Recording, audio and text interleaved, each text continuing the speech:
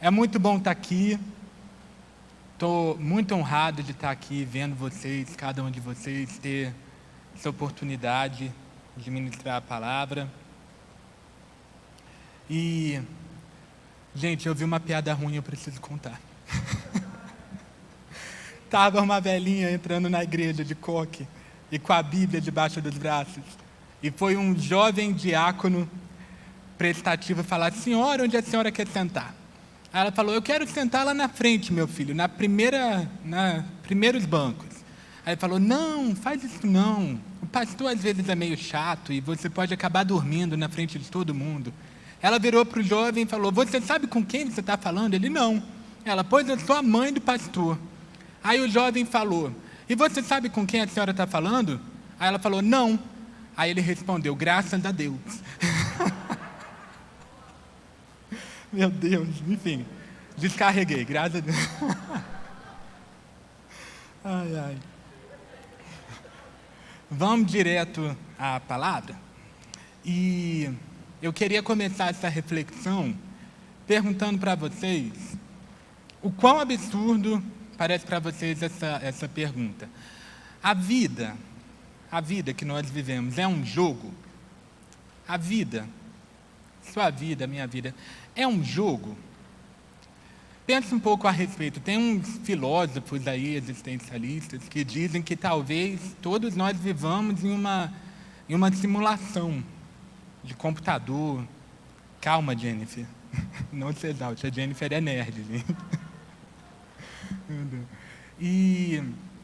E aí as pessoas ficam falando: a vida é um jogo? Nós estamos dentro de um jogo? É uma pergunta meio absurda, mas se você parar para pensar, um jogo, ele tem sempre um autor, o desenvolvedor, né, daquele jogo. Ele tem vários modos, às vezes é single player, um só, ou multiplayer, são vários. Tem servidores, tem regras para jogar aquele jogo. Às vezes tem até vírus, tem hackers e tudo mais. E é uma pergunta absurda, mas vale a pena a gente refletir um pouco. A vida tem um autor, né? Eu não sei a resposta, tá? Eu acho que não. Porque um jogo, pelo menos a maioria dos que eu conheço, o máximo de consequência que você vai ter é perder horas de vida, né? E a nossa vida, a gente sabe que as consequências de cada decisão que a gente toma são muito maiores do que os cliques no computador. Mas, de fato, essa vida que a gente vive teve um desenvolvedor, um autor. Nosso pai, ele desenvolveu, ele pensou tudo isso que a gente está vendo. Ele pensou a maneira como a gente ia experimentar a realidade, através dos sentidos, através um dos outros. Ele decidiu que não ia ser um jogo solitário. Definitivamente é multiplayer. Nós jogamos uns com os outros, mas não, apesar de não é um jogo, mas entra comigo na viagem. E ele fez os códigos disso tudo. A vida, ela funciona por códigos, por princípios que Deus estabeleceu para tudo que existe. E se você só vai jogar um jogo num servidor qualquer, sem saber as regras daquele jogo, como funciona a mecânica daquele jogo, você só vai perder tempo. Você vai ficar, cada vez você vai ficar pior naquilo. A não ser que um momento você acorde para parar e falar: como funciona esse jogo? E como funciona a vida, né? A vida funciona por princípios. Dê um segundo para beber água também.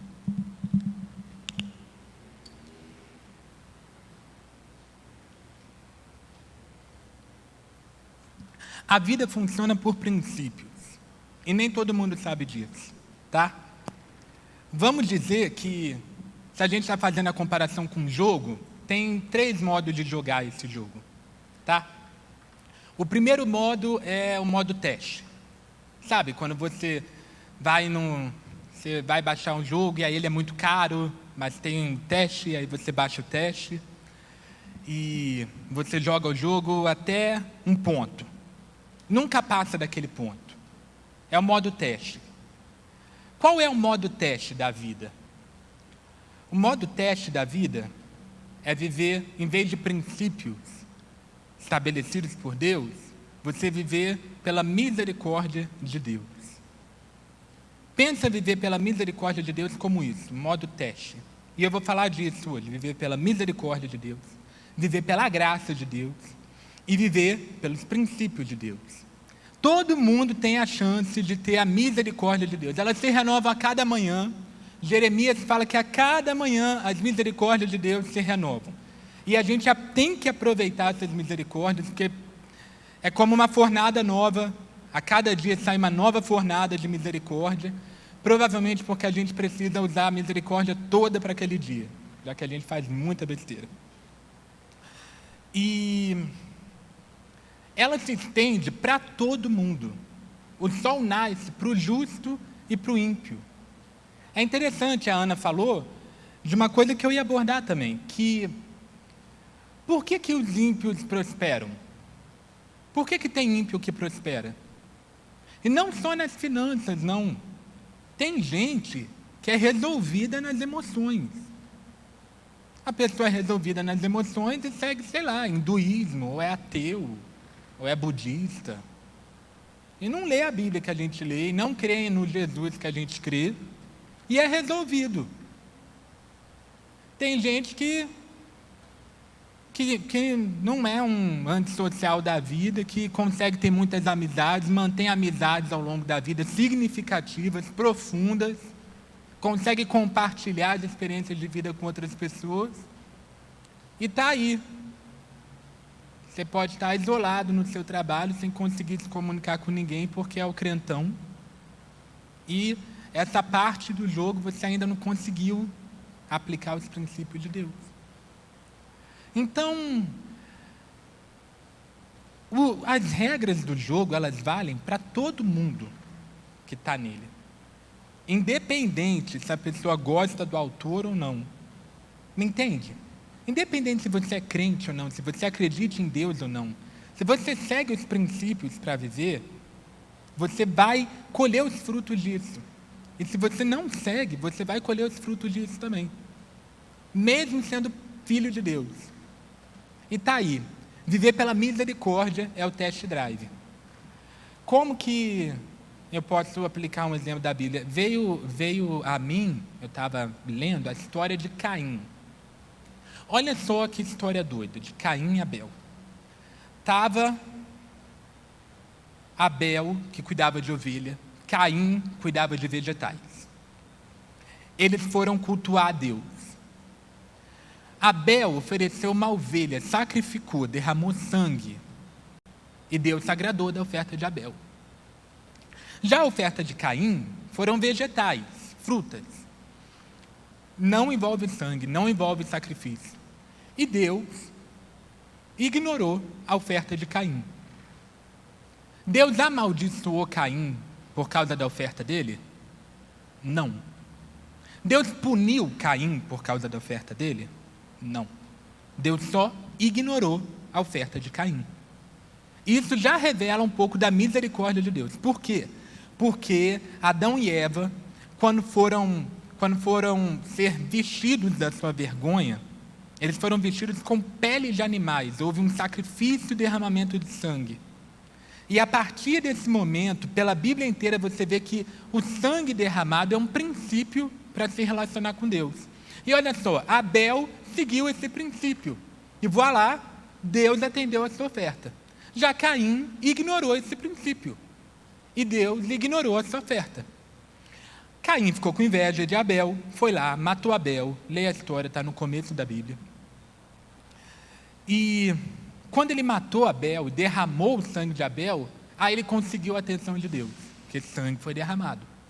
E Deus foi falar com ele: olha, o sangue do teu irmão está clamando. A terra foi amaldiçoada por causa de você. O que você fez? Você agora vai viver errante. Aí Caim falou: pois é, agora eu vou viver errante, e eu vou fugir da tua face, e qualquer pessoa que me encontrar vai querer me matar.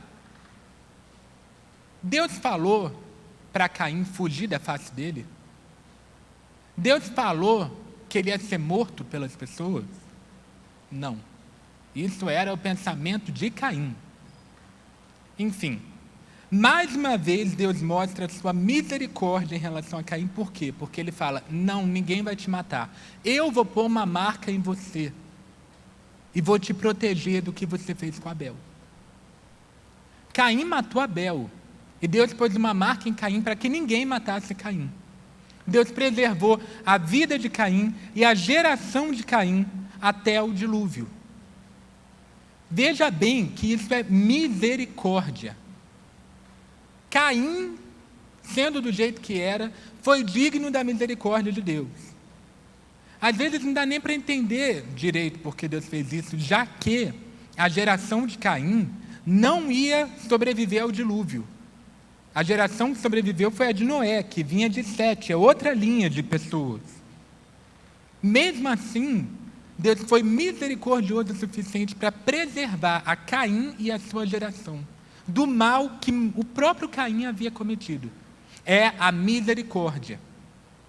A misericórdia de Deus está na vida de muita gente, é como você começa o jugo. Quanta gente vem pela igreja porque foi curado, porque foi salvo de um sequestro, de um assalto, porque foi salvo da falência e de tantas tragédias que acontecem. A pessoa era terrível e foi salvo pela misericórdia. Nesse sentido, eu estou falando salvo das condições de vida que aquela pessoa vivia, né? Deus é misericordioso, a ponto de fazer com que todas as pessoas que estão acordadas hoje acordassem vivas. Paulo diz que ele é misericordioso a ponto de dar alegria ao coração dos homens em geral, por toda a terra. Ele dá aos homens a capacidade de desfrutar a vida, independente de quem eles sejam. Não é à toa que quando chegar no Apocalipse e Deus retirar o espírito dele na terra, todos os homens vão querer morrer, eles vão pedir pela morte.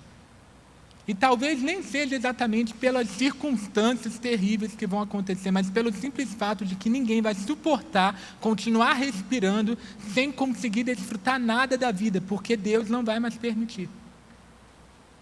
É a misericórdia. É a misericórdia de Deus que nos faz acordar, levantar e estar aqui. Só que Deus não nos chamou para viver essa vida em modo teste o tempo todo. Às vezes você está vivendo pela misericórdia de Deus. Você não tomou uma decisão ainda em relação a Jesus. Você até ouve o que a sua família fala de Deus, ou que o teu amigo muito insistente fala de Deus. Eu estou falando aqui para alguém que possa ouvir essa mensagem no futuro que está sendo gravada. A misericórdia de Deus te alcança.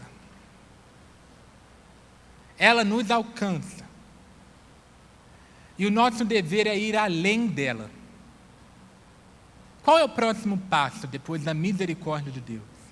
Aí a gente pode falar que o jogo está no modo iniciante. É a graça.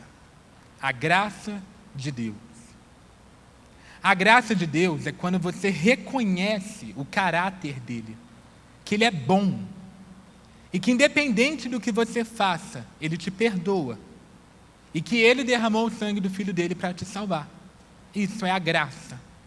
A graça de Deus não está sobre todos, a misericórdia de Deus está.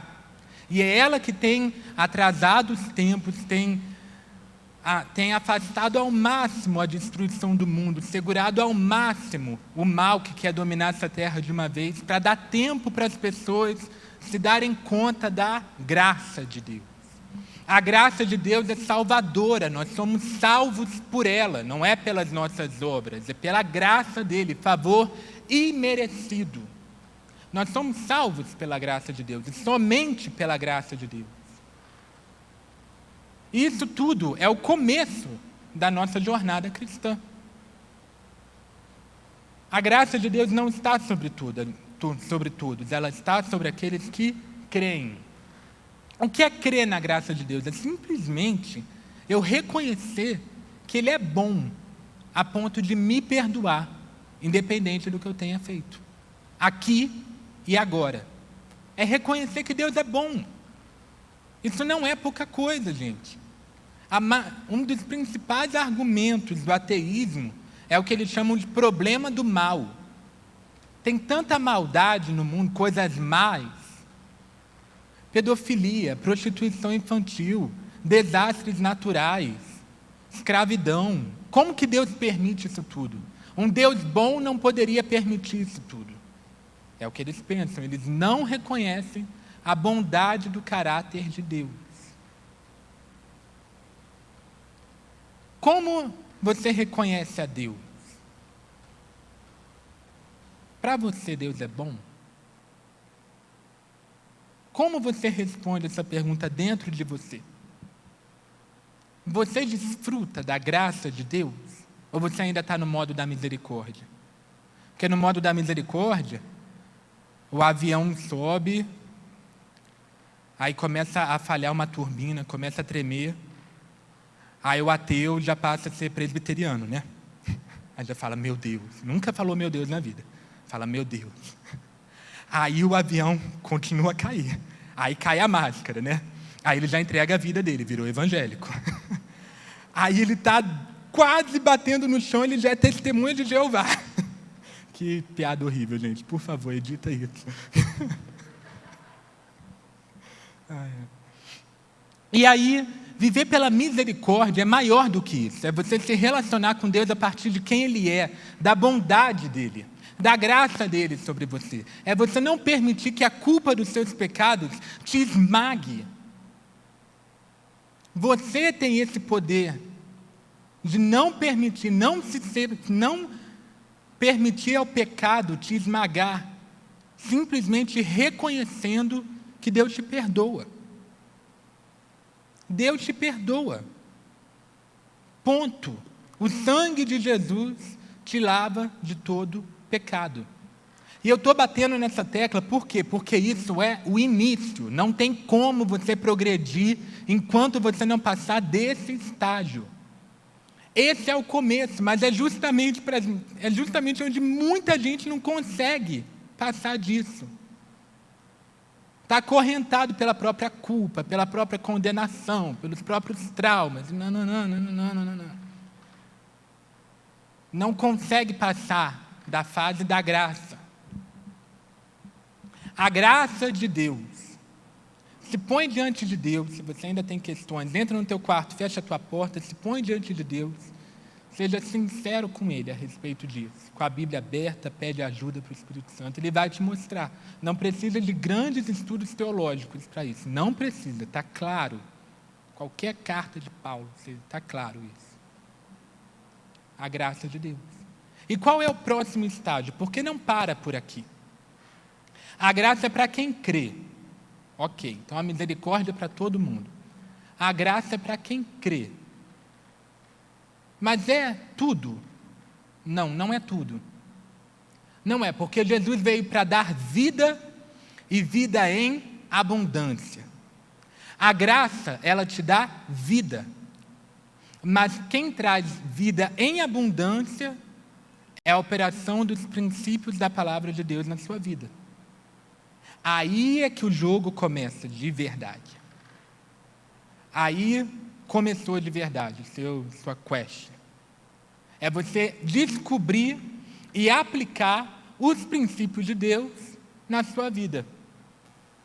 Porque não adianta, por mais crente que você seja, agora você sabe que Deus é bom, você sabe que Deus te perdoou, que o sangue dele está sobre você, o Espírito Santo mora em você e tudo mais, e você ora pela sua cura. Você ora, Deus me cura disso, me cura, Deus. Senhor, eu estou extremamente cansado, tenho uma fadiga crônica, eu não consigo fazer tudo que eu preciso. Mas você dorme direito? É simples assim. Você cuida do seu corpo bem do jeito que Deus fala para cuidar? Ele fala que nós somos templo do Espírito Santo, que Ele habita em nós e que quem destrói o templo do Senhor, o Senhor o destruirá. Você cuida bem do seu corpo? Deus me ajuda a sair desse poço desse poço de dívida, Deus. Eu me endividei, eu preciso sair disso, me ajuda, faz um milagre, me ajuda a ganhar na Mega Sena, mostra os números, Deus, 6 dezenas. Você já conseguiu pelo menos um mês gastar menos do que você ganha? Menos. Faz isso por um ano. Põe como propósito financeiro de 2021, gastar menos do que eu ganho, em nome de Jesus. Pronto. Isso já vai ser um belo começo. E é um princípio da mordomia cristã sobre a sua própria vida. Se você não conseguir gerar a sua própria vida, como que Deus vai te entregar uma multinacional?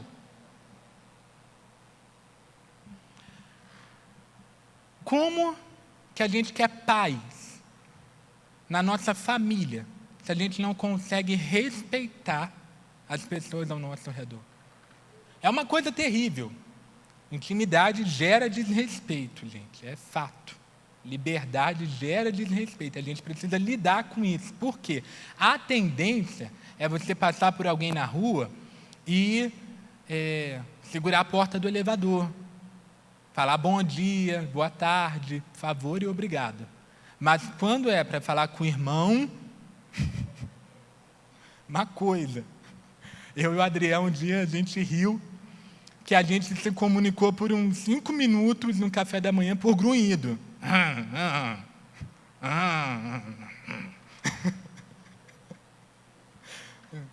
Imagina se é assim quando está tudo bem, imagina quando está naquele dia difícil. E aí o diabo consegue roubar a paz de Deus do teu lar, porque você não consegue controlar a língua, controlar as suas palavras. São princípios básicos, mordomia cristã, controlar a sua língua, cuidar do teu corpo, amar o próximo, amar você mesmo e amar o próximo como você ama você mesmo. Amar a Deus acima de todas as coisas. Quando nós vamos para Deus com um problema muito grande, que a gente tem a tendência de chegar no fundo do poço naquela área para finalmente pedir a ajuda de Deus, né? Quando a gente chega para Deus e pede ajuda para aquele problema, geralmente Deus vai te mostrar como você deve agir para resolver aquele problema. Nós temos um pensamento mágico. Pensamento mágico não é um pensamento de fé. São coisas diferentes, fé e magia. Tá? Amarração para o amor. Leio Búzios. Venha pegar o seu travesseiro do não sei o quê. Isso tudo não é muito diferente de você chegar para Deus e falar: Deus, resolve, a maioria aqui não está casado, né? Mas Deus, resolve meu casamento agora que está quebrado e destruído. É como transferir um pensamento mágico de uma religião qualquer para Deus, para Ele resolver tudo de errado que você fez. Quando o que Ele quer, na verdade, porque Ele te ama, é te ensinar a viver do jeito que Ele quer que você viva, que é bom, perfeito e agradável. E difícil pra caramba, para a nossa natureza caída, entender esse tipo de coisa. Mas Ele, com muita paciência, muito amor e bondade, nos ensina.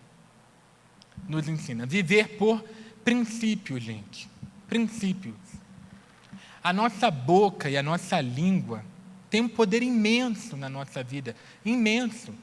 Tiago fala que é que nem você controlar um navio inteiro só com o leme dele. É uma parte pequena do navio, mas é uma parte crucial.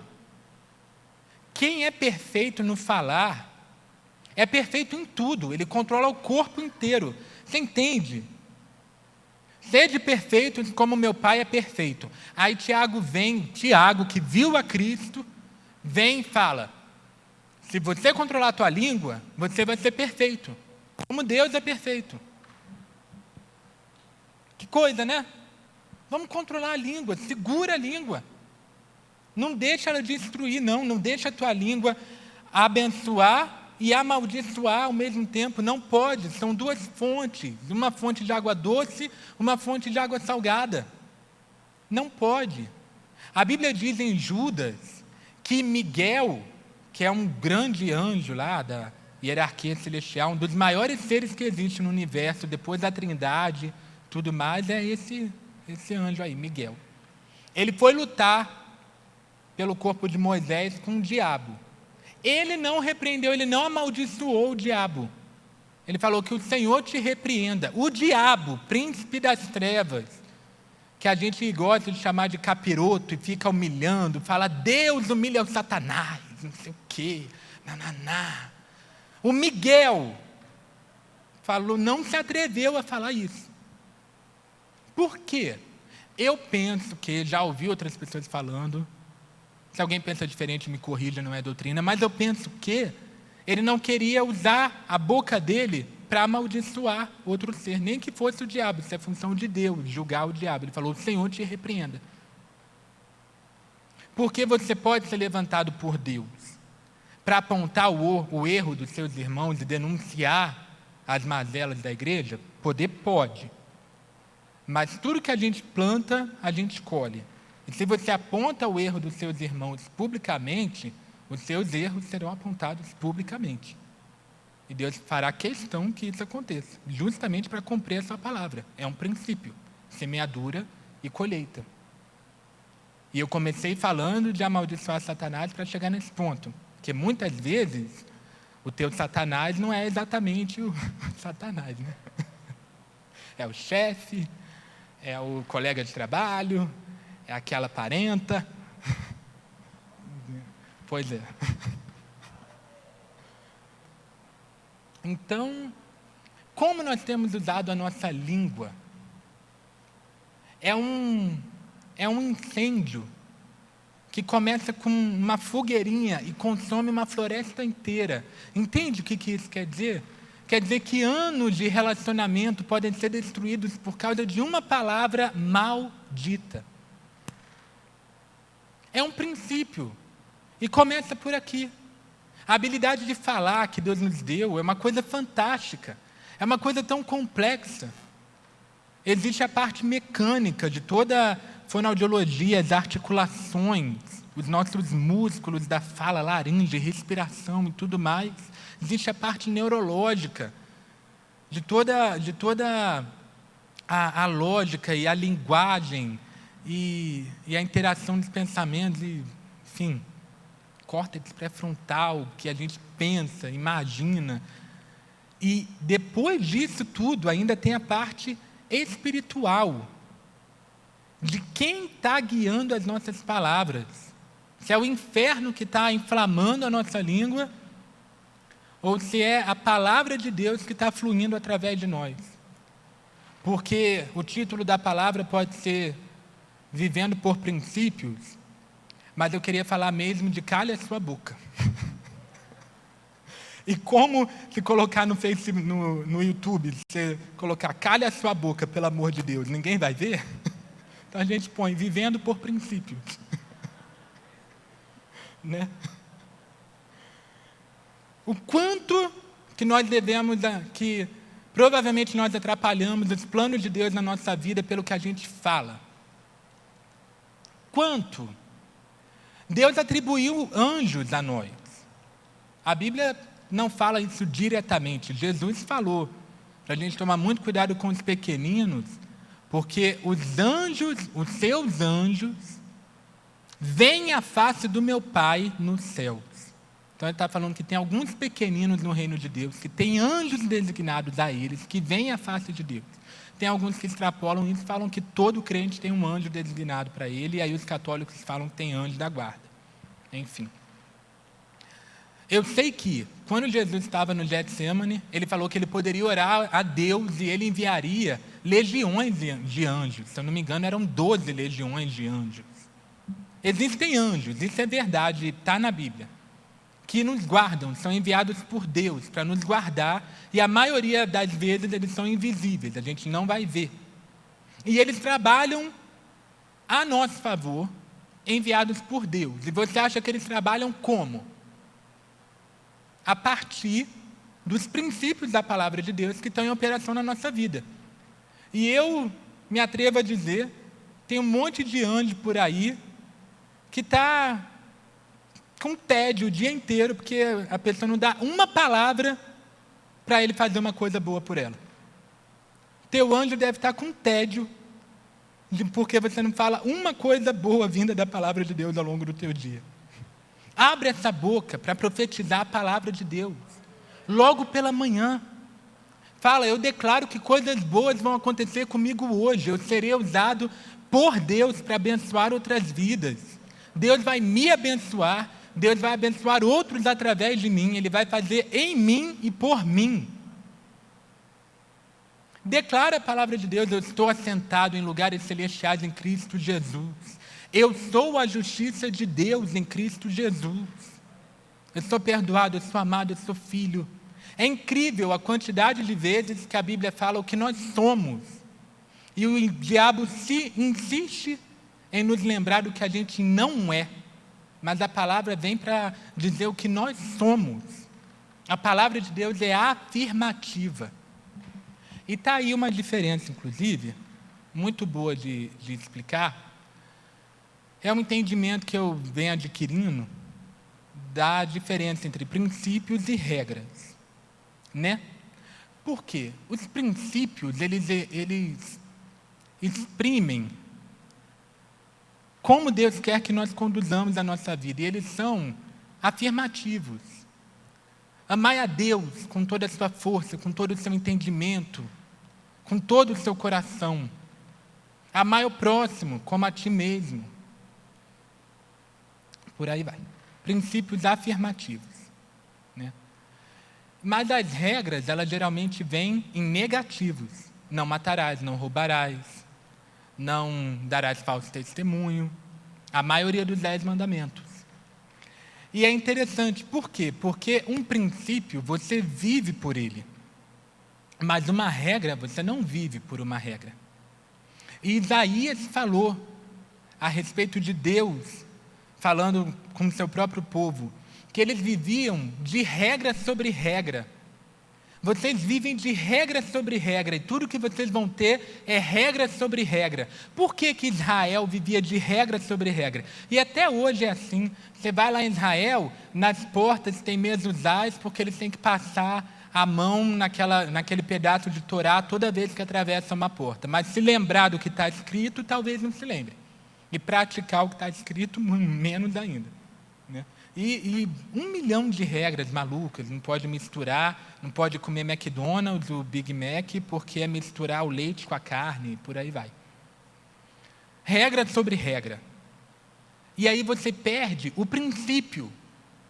Por que Deus fez isso? O que Ele estava querendo que eu aprendesse vivendo dessa maneira, dessa forma?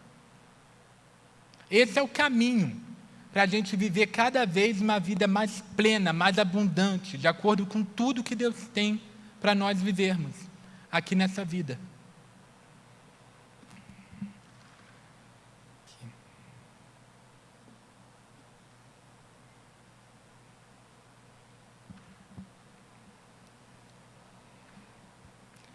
Alguns princípios: o poder da língua, a mordomia cristã, semeadura e colheita, templos do Espírito Santo, amar a Deus, amar ao próximo, e a busca pela sabedoria.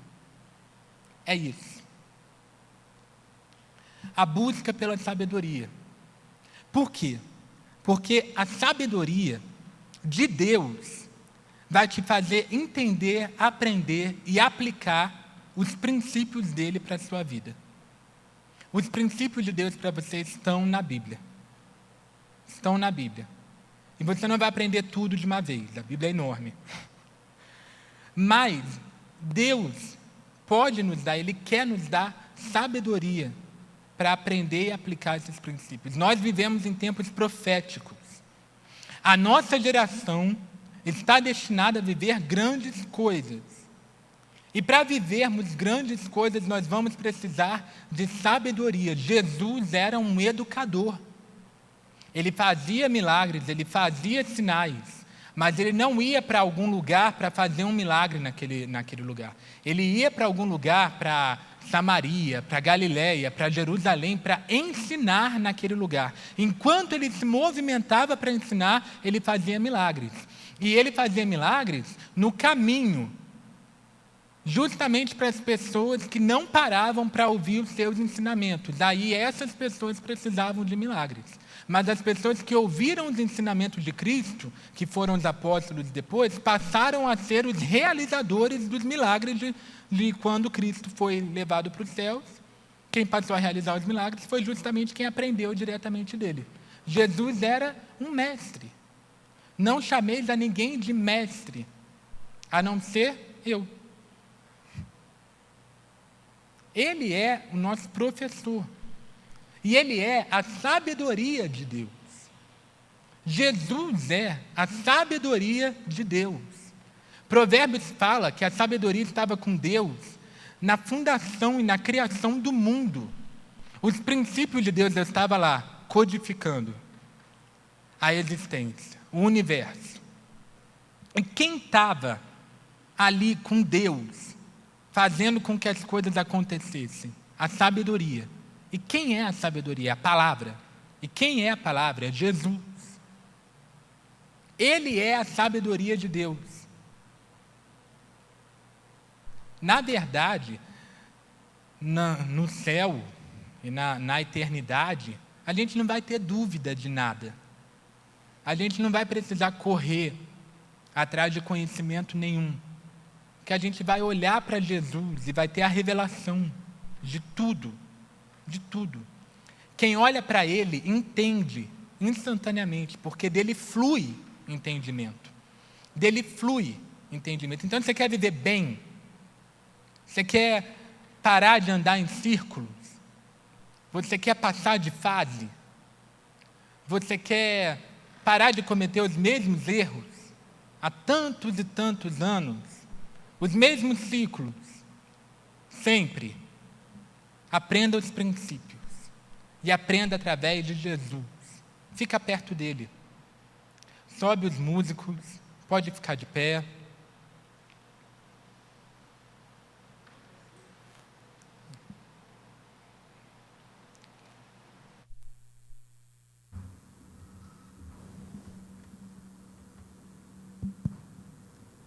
Quem quer sabedoria, estão me ouvindo? Quem quer sabedoria, peça a Deus, que dá. Ele dá sabedoria. E Ele vai te dar sabedoria através de conselhos, através da Bíblia. Ele vai te dar sabedoria através da prudência. Você vai começar a ter prudência antes de... Eu acho que o retorno desligou aqui. Você vai começar a ter prudência das suas ações.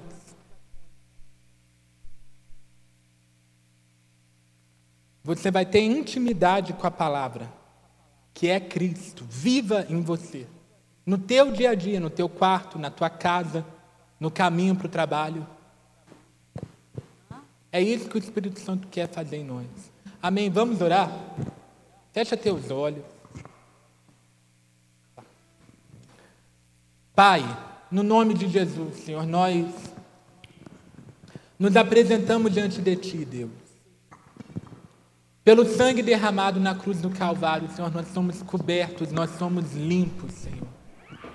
Meu Deus, e nós somos, Deus, iluminados.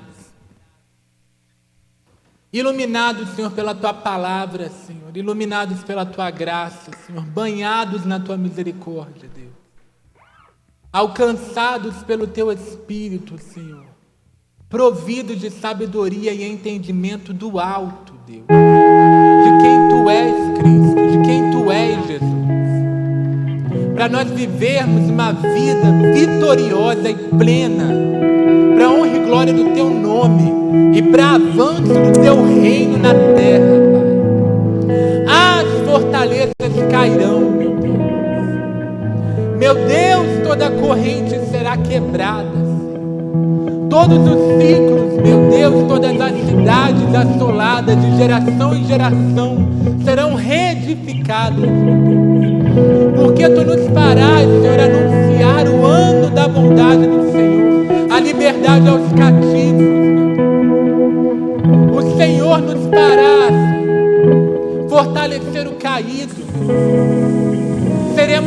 trabalho de justiça na nossa geração, por vivermos os teus princípios, não haverá promessa não cumprida, não haverá, meu Deus, propósito não alcançado, potencial não realizado, porque o Senhor, meu Deus, nos fará andar de acordo com os teus